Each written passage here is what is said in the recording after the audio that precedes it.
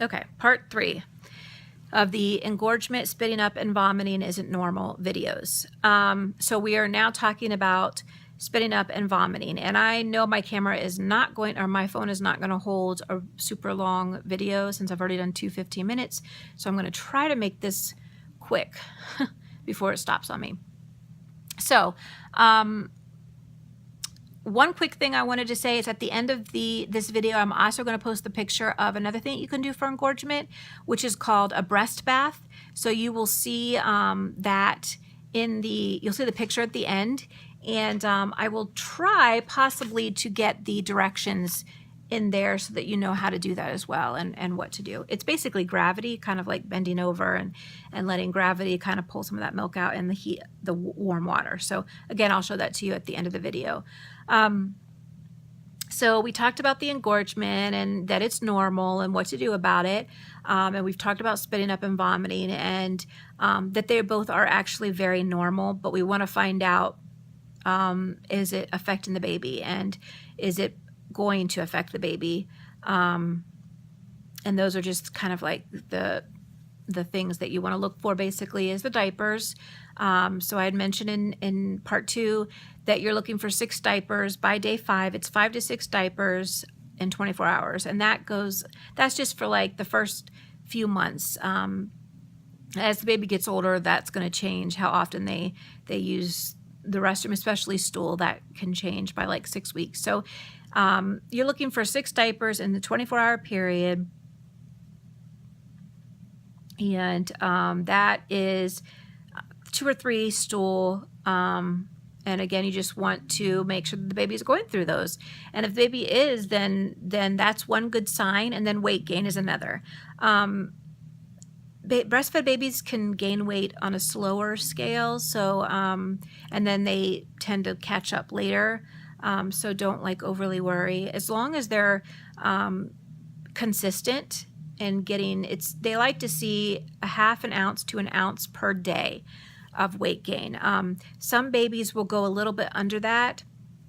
And I would say the biggest time to really be worried is if it's like they're super underweight, they're not gaining at all. That would be a worry. But babies kind of have their own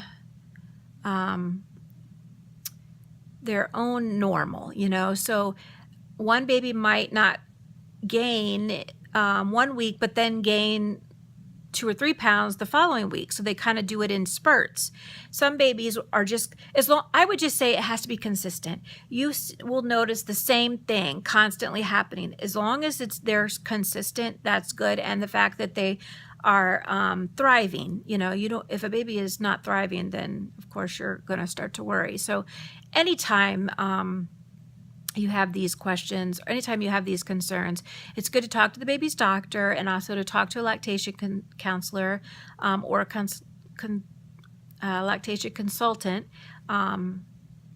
for help too. And like I mentioned before, I also am a certified lactation counselor, and if you have questions, feel free to email me. I am doing these videos. If you look, I don't have that many views, and I'm not really doing it for the money. I no longer work because I can't due to health issues. So I have this certification, and I feel like I want to use it, even if I'm not getting anything out of it. So please feel free to email me, and I will help you as much as I possibly can. So please don't hesitate if you have that question and you want help. Whenever you're concerned about the baby thriving or eating enough, it's always good to talk to the baby's doctor and a lactation counselor or lactation consultant. It's also important that when you are taking your child to a pediatrician, maybe you are first searching for a pediatrician.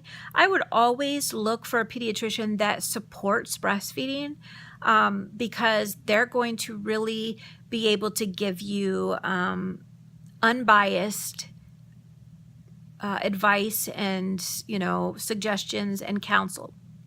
So sometimes you can talk to a lactation consultant and they're like, don't worry, you have plenty of milk, everything's fine, and you feel something is wrong. And you got to follow your gut, and keep asking and keep looking until you feel like, okay, I feel satisfied now with the answers that I'm getting. And the same with doctors. If they are telling you the baby's not eating enough, they're not growing, but you feel in your heart the baby is thriving and looking good and doing fine, then you have to go with your gut. And that is really, really important. There are some babies that are just small. I always had doctors saying to me, you need to feed more. They're on the low, they're too small for their age, too small for their age group or whatever. And my babies were just that way. And at first I panicked about it, but by the time I got to my fourth, I realized, yeah, it kind of went through one ear and out the other, because I was doing everything I knew was right. I made sure as a mother that my child was getting, the nutrients that he or she needed. When I was little, it was like you sit at the table and you eat. Now things have changed. You can be anywhere in the house and eat it. And some people still stick to this, only at the table. But I find that when children are small, like 2 and under, and even between 2 and 3, they're not good at sitting down and eating. So I used to leave like their crackers or things that they could chew on and eat at their level, so that when they walk past it, they can grab it and eat it. Whenever they felt hungry, they could grab it and eat it. Because if you sit them down and you force feed them and they just cry and they don't want to eat, or it's more frustration to you and to the baby. So I would just say, do the best you can at feeding them, and then, making it available to them whenever they want it. And that would be the same with breastfeeding or bottle feeding. And that's another thing I wanted to point out is that the vomiting or the spit up can happen with bottles. So it doesn't matter if it's breast milk or it's formula. A baby could still be really big on spitting up, and it could be mom's milk in the bottle. That doesn't mean there's anything wrong with mom's milk. It could be the baby's taken in too much air from the bottle. So this is where I want to get in and talk about how engorgement and spitting up and vomiting could actually relate to each other. There is a thing called oversupply. Now, some of us might be like, gee, that's a good thing. But a mother who has oversupply would tell you, no, it's not a good thing. Now, me, I always felt that I didn't have much, my supply was on the low side. And so I worried. Now I would have been like, yeah, I don't care if I have oversupply. I'd rather have oversupply than undersupply. And I would say many moms would feel the same way. I would rather have under than over. But a mom who has over will tell you, no, you don't want over either. But now what I know about oversupply, I realized that I didn't have an undersupply.